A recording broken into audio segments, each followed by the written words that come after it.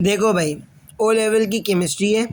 हम लोग सबसे पहले नंबर पे ये पढ़ने लगे हैं कि ऑर्गेनिक केमिस्ट्री क्या है। भाई ये ना बहुत इम्पोर्टेंट चैप्टर है। बहुत तवज्जो से मेरी बात सुनना, बहुत ज़्यादा तवज्जो से। ये सिर्फ उनके लिए है जो CAIE की तैयारी करना है और ओ लेवल वाले बच्चों के लिए। ठीक है, सबसे पहले एक बात समझ लो कि भाई ऑर्गेनिक केमिस्ट्री क्या होता है। इस बात को समझो। सिर्फ मैं मुंह से डेफिनेशन बोल रहा हूँ और तुम उसको समझो। ऑर्गेनिक केमिस्ट्री कहते हैं वो वाली केमिस्ट्री जिसके अंदर हम पढ़ते हैं। किसके बारे में पढ़ते हैं? जिसके अंदर हम पढ़ते हैं ऑर्गेनिक कंपाउंड्स और उसके डेरिवेटिव्स के बारे में। देखो, तुम में से बहुत सारे बच्चों को हो सकता है ये समझ ही ना ये ऑर्गेनिक कंपाउंड क्या है, तो थोड़ी देर में सब समझ आ जाएगा। अभी सिर्फ सुनो। ऑर्गेनिक केमिस्ट्री कहते हैं वो वाली केमिस्ट्री जिसके अंदर हम पढ़ते हैं ऑर्गेनिक कंपाउंड्स और उसके डेरिवेटिव्स के बारे में।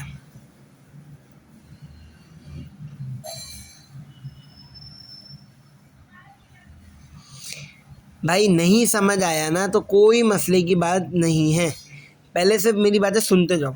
ठीक है, हो गया यहाँ तक? ज़बरदस्त हो गया भाई। अच्छा, अब एक बात समझो, ये कंपाउंड किसे कहते हैं? केमिस्ट्री में कंपाउंड कहते किसको हैं? तो डिफरेंट एलिमेंट्स को जब मिक्स करते हैं ना तो इसको कंपाउंड कहते हैं। फॉर एग्जांपल मैंने पानी का फॉर्मूला लिख रहा हूँ H2O। अब देखो, पानी के फॉर्मूले में एक हाइड्रोजन एलिमेंट है, एक ऑक्सीजन एलिमेंट है, तो डिफरेंट एलिमेंट का मिक्सचर हो गया ना तो इसको कंपाउंड बोलेंगे। इसी तरीके से CO2 कार्बन डाइऑक्साइड, ये भी कंपाउंड कहलाएगा। तो ये तो हो गया सिंपली कंपाउंड। NH3 ये भी कंपाउंड कहलाएगा। ये तो क्या हो गया? कंपाउंड। बट ऑर्गेनिक कंपाउंड किसे कहते हैं? अब वो समझो। ऑर्गेनिक कंपाउंड कहते हैं ऐसे कंपाउंड जिसमें कार्बन दूसरे एलिमेंट के साथ अटैच हो। मेरी बात समझो, वो कंपाउंड जिसमें कार्बन, मतलब कार्बन का होना ज़रूरी है, कार्बन दूसरे एलिमेंट के साथ अटैच हो, उसको कहते हैं ऑर्गेनिक कंपाउंड। फॉर एग्जांपल यहाँ पे तुम एक चीज़ देखो, लिखा हुआ है CH4। अभी इसका क्या नाम है इस पर मत जाओ, सिर्फ मेरी बात सुनो, इतनी समझ गया? CH4 ये ऑर्गेनिक कंपाउंड है। C2H5 ये ऑर्गेनिक कंपाउंड है। CH3OH ये ऑर्गेनिक कंपाउंड है। तो ऑर्गेनिक देखो, कंपाउंड किसे कहते हैं? बस डिफरेंट एलिमेंट मिक्स हो गए। HO मिक्स हो गया, कंपाउंड है। NH3 मिक्स हो गया, कंपाउंड है। सही है। लेकिन ऐसा कंपाउंड जिसमें कार्बन दूसरे एलिमेंट के साथ अटैच हो, उसको हम कहेंगे ऑर्गेनिक कंपाउंड। ठीक है, यहाँ तक बात समझ में आ गई? बहुत आला। अब अगली चीज़ समझो, हाइड्रोकार्बन। अच्छा, हाइड्रोकार्बन किसे कहते हैं? हाइड्रोकार्बन, इसके नाम पे गौर करो। हाइड्रो के अंदर देखो HR है और कार्बन के अंदर CR है। अच्छा, हाइड्रोकार्बन किसे कहते हैं?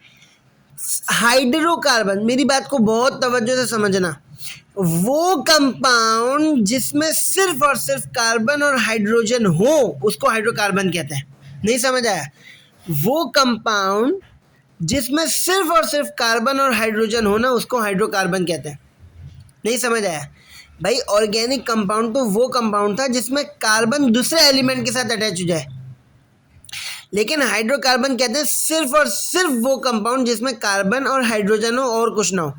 जैसे तुम ये देख सकते हो, CH4 ये हाइड्रोकार्बन है क्योंकि इसके अंदर C है, H है। तुम ये देख सकते हो कि C2H6, सही है, इसके अंदर C है, H है, तो ये हाइड्रोकार्बन है। लेकिन तुम इसको देख सकते हो, C भी है, H भी है, बट O भी आ गया, तो ये हाइड्रोकार्बन नहीं है। ऑर्गेनिक कंपाउंड है, हाइड्रोकार्बन नहीं है। अच्छा, ये डेरिवेटिव का क्या मतलब होता है बाद में बात करेंगे। एक मर्तबा दोबारा ऑर्गेनिक केमिस्ट्री की डेफिनेशन समझ लो, वो केमिस्ट्री जिसके अंदर हम स्टडी करते हैं ऑर्गेनिक कंपाउंड और उसके डेरिवेटिव्स के बारे में। सही है, बात समझ में आ गई? डेरिवेटिव क्या बाद में पढ़ेंगे। अच्छा, हाइड्रोकार्बन की 3 फैमिलीज हैं। सही है, बस अभी सिर्फ नाम याद रखो यार। देखो, हर चीज़ ना शुरू में समझना ज़रूरी नहीं होती है, जब बोल रहा हूँ नाम याद रखो तो नाम याद रखो ना। एक का नाम है अल्केन, एक का नाम है अल्कीन, सिर्फ नाम याद रखो, अल्कीन। तीसरे का नाम है अल्काइन। अच्छा, मैं आप लोगों को ये चीज़ पढ़ा रहा हूँ 2026 में, अभी 2026 में ना जुलाई। तो बात यह है कि अभी तक के सिलेबस के हिसाब से, ओ लेवल के सिलेबस के हिसाब से अल्काइन वाली फैमिली आपके सिलेबस में शामिल नहीं है। जब कभी बाद में शामिल हो गए तो इसको कवर अप कर दिया जाएगा। ठीक है, बात समझ में आ गई।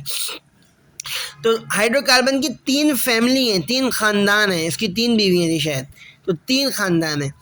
एक अल्केन, दूसरा अल्कीन, तीसरा अल्काइन। अच्छा भाई, अब अगली बात समझो।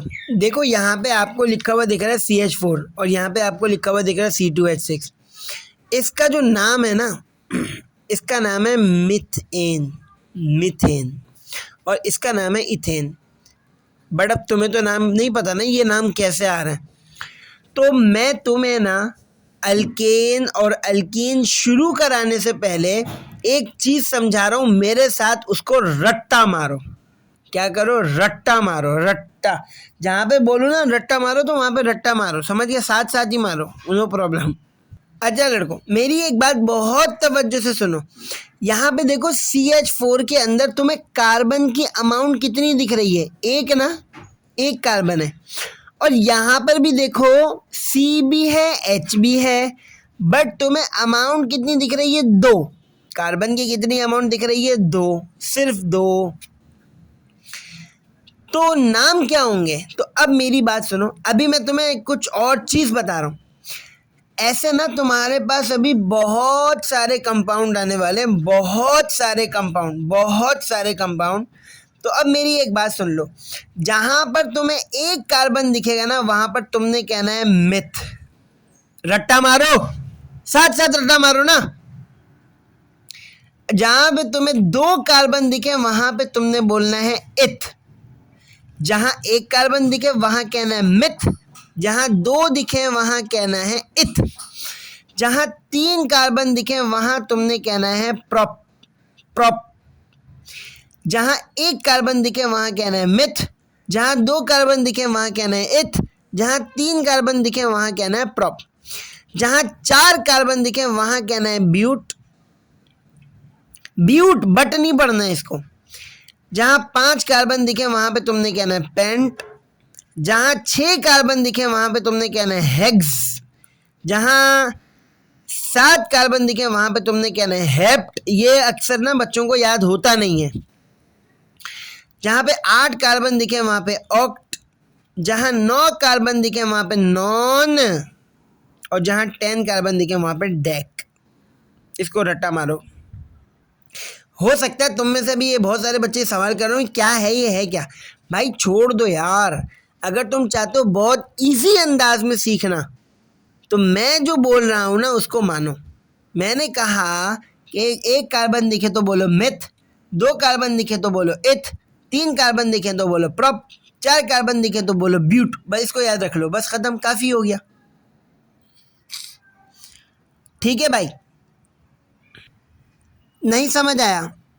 तुम में से ये बच्चा मुझे कमेंट कर दो, जल्दी से कमेंट कर दो इस बात का कि अगर 1 कार्बन दिखे तो क्या, 2 कार्बन दिखे तो क्या, याद करके बगैर देखे। तुम्हारे फ़ायदे के लिए बोल लो। अल्केन। अब तुम ना मेरी एक बात बहुत तवज्जो से सुनो। अल्केन, क्या बोला मैंने? अल्केन। अल्केन क्या है? तो मेरी एक बात सुनो, अल्केन एक सीरीज़ है। अल्केन एक सीरीज़ है। तो तुम मेरी अभी ना बात सुनो, सिर्फ मेरी बात सुनो। अभी मैं तुम्हें कोई तरीका नहीं बता रहा हूँ। मैंने यहाँ पे लिखा CH4, इसका भी क्या नाम है? तुम्हें ऐसा रट जाएगा, तुम बोलोगे वाह यार मज़ा आ गया।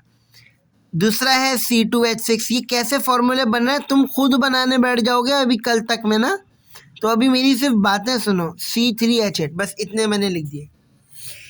अब देखो अल्केन ना एक सीरीज़ है, अल्केन एक सीरीज़ है। मेरी बात को तवज्जो से सुनो, एन वाली एक सीरीज़ है। इसका नाम कैसे लिखा जाएगा? देखो 1 कार्बन है ना, ये देखो 1 कार्बन है ना, 1 कार्बन, तो 1 कार्बन की वजह से तो आएगा मेथ। मेरी बात को सुनो, 1 कार्बन की वजह से नाम क्या आएगा? मेथ। हाइड्रोजन को मत देखो, और क्योंकि ये अल्केन सीरीज़ के अंदर है तो आगे लग जाएगा एन। तो इसका नाम क्या हो गया फॉर्मूले का? Methane, methane.